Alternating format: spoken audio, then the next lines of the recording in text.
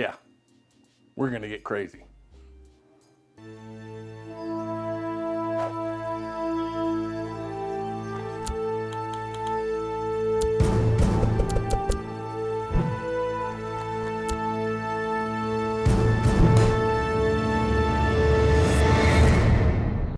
Hey guys, welcome to Elevated Systems.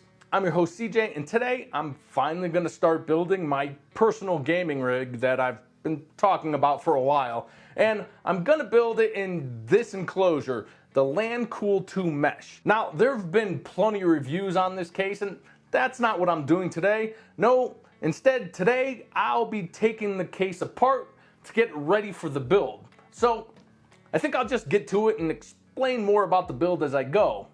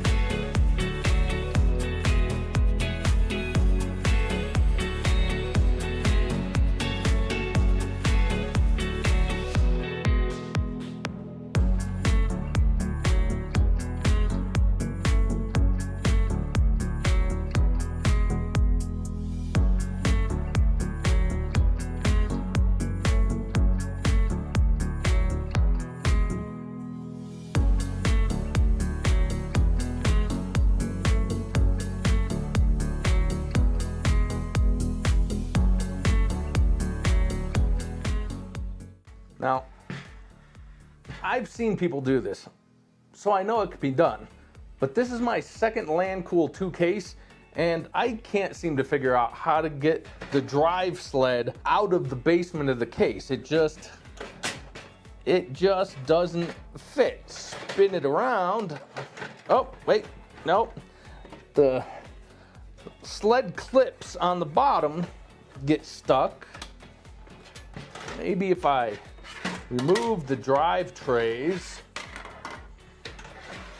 I can maybe flex it. Nope, I really don't see how that's done. This is about as far as most people would break down the case, but you know I'm not most people. So I'm gonna keep going. In order to do that, to get all this down to the individual panels, what I need to do is drill out these individual rivets that hold the panels in. Now, I don't need to drill out every single one of them, just the ones that'll hold the top panel, the drive tray, and the basement panel. So, to do that, what I want to do is get a drill bit that'll just drill out the center of that rivet without drilling out the entire hole. So let's try this 7/64.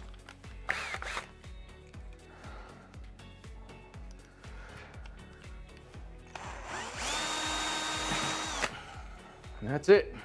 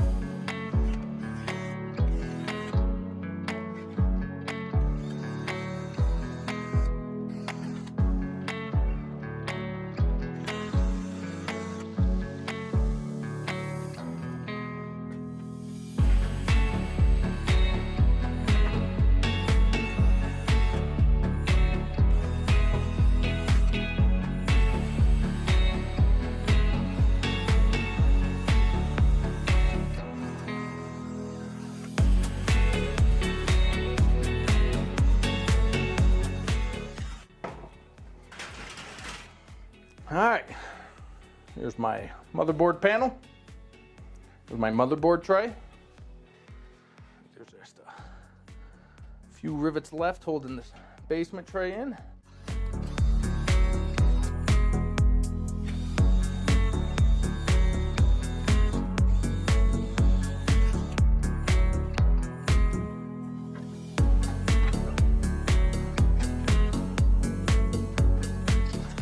Looks like just to get to the last few rivets, I got to take the feet off. So that just means peeling back these rubber pads and then unscrewing them.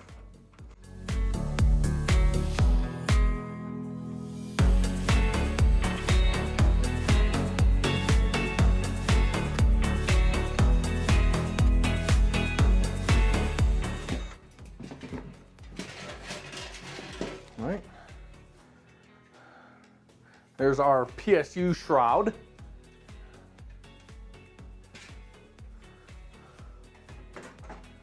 Okay, that just leaves the rear, bottom, and front panels, which I don't need to take apart for this project, but that still bears the question, why do any of this?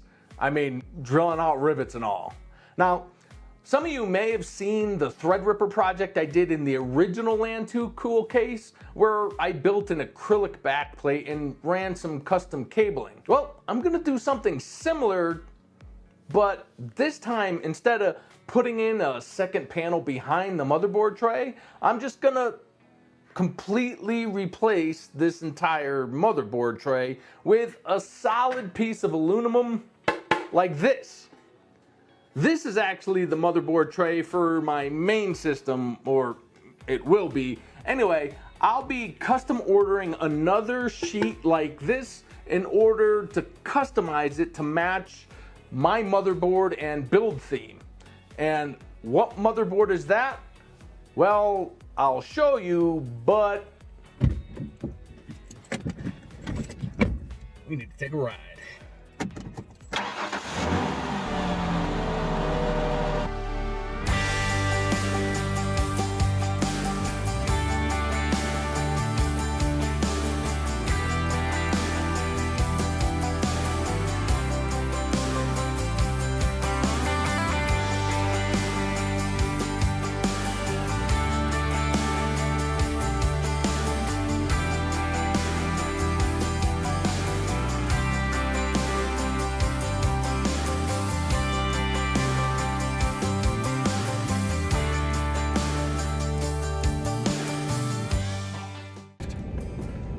And we're here.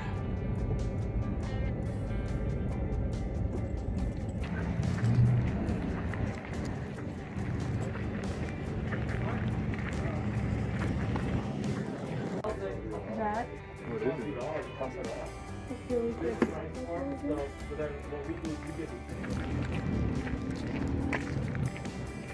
Mission accomplished.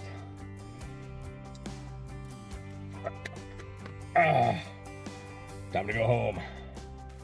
We're back from our half-day journey to Micro Center, and we have the motherboard and some other stuff that we'll get to in another video.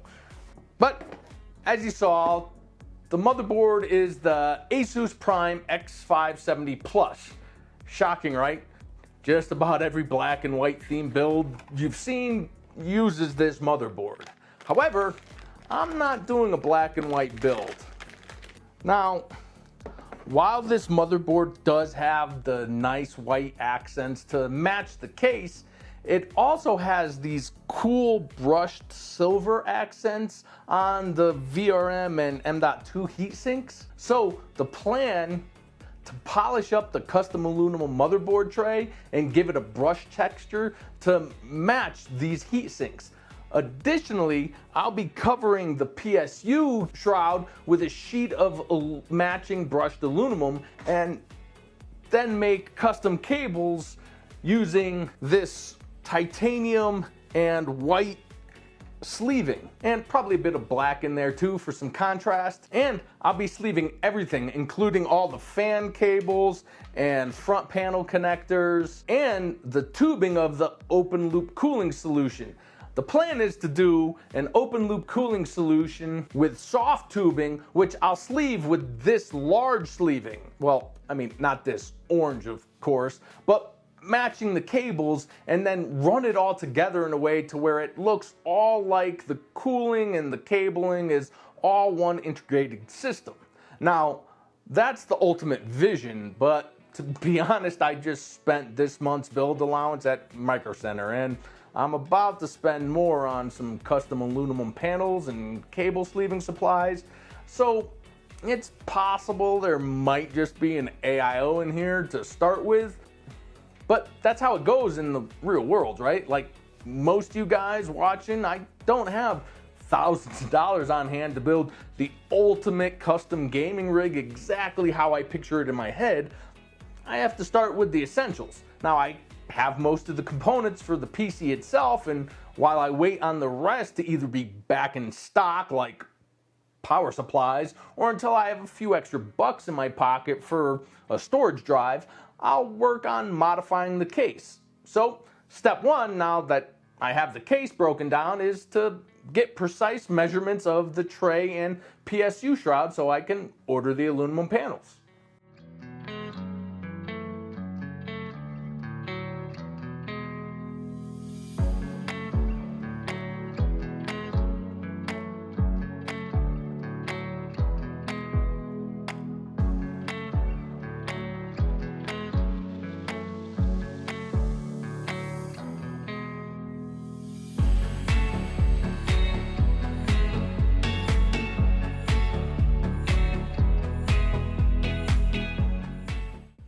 Okay, now I can jump online and order the stuff. Now, I usually get my aluminum or any metal plates cut locally. However, in the age of COVID, I'm kind of limited to online sources, and for a 6061 aluminum plate, I use Xometry.com because I can get the sheets I need in a multitude of thicknesses and cut exactly to the dimensions I need within a 1/16 of an inch, and it's pretty affordable too.